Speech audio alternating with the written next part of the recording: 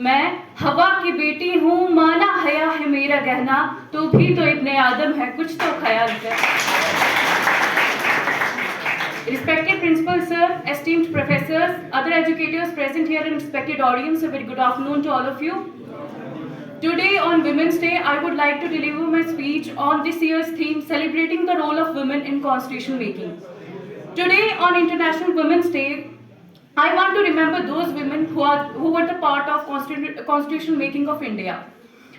We honor the 15 women who were part of the 389-member Constituent Assembly which drafted our constitution. These women, including Sarojini Naidu, Vijay Lakshmi Pandit, Hansa Mehta, Rajkumari Amrit Kaur and Durgabai Deshmukh were visionaries who fought tirelessly for women's rights, equality and justice.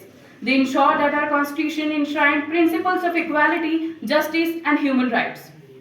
Their contributions were not limited to just women's rights. They played a crucial role in shaping the very fabric of our nation. They debated, discussed and negotiated with their male counterparts to ensure that our constitution was a reflection of our nation's values and aspirations. Thanks to their efforts, our constitution guarantees equality before the law, prohibits discrimination on grounds of gender and protects life and personal liberty.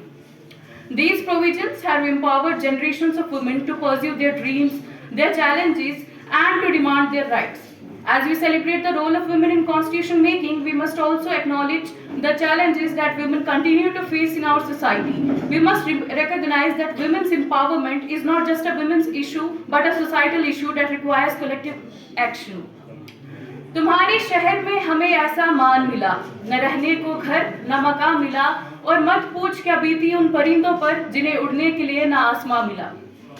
So on this International Women's Day, let us recommit ourselves to the values of equality, justice and empowerment that our Constitution embodies. Let us celebrate the achievements of women who have paved the way for